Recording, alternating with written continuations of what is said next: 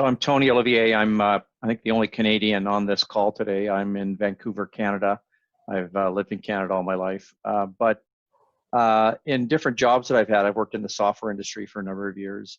I've had a chance to travel worldwide on somebody else's dime, which is always great. And my wife of about 25 years, is also a ballet teacher. And she went to the National Ballet School in Toronto many years ago. And I've been writing for a while, and I had an idea to use a ballet dancer as a main character. And the book, The Amsterdam Deception, is essentially a spy thriller with a ballet dancer as the main character. Actually features the National Ballet of Canada as the sort of as a backdrop. But my character is stuck in Amsterdam. He's been injected with the memories of a dead spy in order to retrieve some information from the spy's memory. And I'm just going to read from about the sort of one of the early chapters just after he's been injected with these memories. David couldn't move, couldn't hear, couldn't see. He tried to open up his eyes, but at first nothing happened. In the distance, he saw something, a small white light, small at first, but growing larger and larger into a hot, white, scalding light. He squeezed his eyes shut, but the light blasted through his eyelids. He wanted the cool darkness again. He couldn't move his arms or legs like they'd been cast in concrete. A beat pounded in his ears. Was he even alive?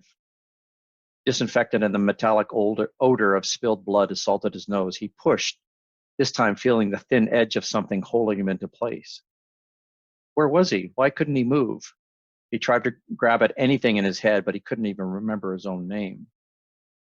A blast of memories hit him, random, disconnected images of shapes, people, and objects. The color red, sounds of a helicopter, the smell of burnt flesh, the strumming of a blues guitar. Then the memories vanished like smoke. He heard whispers in the background, calm, quiet voices, a woman and a man, both English. How's our patient doing, nurse? Patient? He must be in a hospital. What happened? A strong odor moved close, sweat and perfume mixed with curry. A rough finger yanked his eyelid open, blinding him with a sharp light. He tried to close them, but something held his eyelids open. He tried to twist away from the light, but his neck was locked in steel. He tried to yell, but nothing came out. Sand filled his mouth. Was he going to be tortured again? The question bounced in his head like it didn't make any sense. His pupils look fine. There's good brain activity, the man's voice said. Water, David whispered. A straw appeared at his lips, and he sucked in a small bit of cold water down his throat. A female voice said, just a sip, David. David? Was that his name? No, it was something else. David sounded right, but it wasn't. At the same time, it didn't. You've had a rough time of it, she said. How are you feeling? He grappled inside his head for the answer. It was at his fingertips, but each time he went to grasp the answer, it faded again into vapor. But then the answer surfaced. A truck. What? Like a truck ran over me. He heard laughter. The voice changed from caring to concern. The man's voice again. Based on his vitals, he should be feeling better, but if pain's an issue, we can prescribe an analgesic. Nothing with opioids, however, that could cause problems with the extraction. Extraction? He kept his eyes closed, but inside a wall of fear built up, enormous and paranoid. Emotions crashed like heavy waves into a shore, every few seconds a different feeling.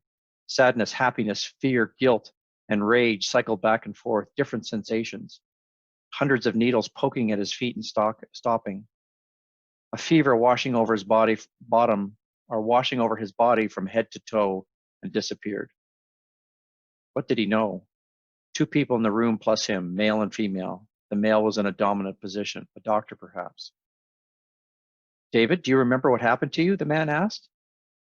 No, he couldn't move his head to shake it, a wide strap across his forehead. Similar straps across his arms and legs cut into his skin.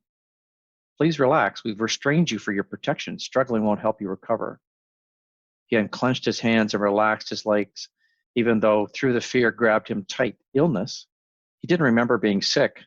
When he searched for a coherent memory, he remembered nothing. Doctor, his blood pressure and heart rate are still elevated, the nurse said. David fought for long and slow breaths, trying to push the fear away. But the anxiety remained, causing his body to shiver and shake. Something formed in his mind and screamed to take notice. A disembodied something, but he understood the message. He had to escape.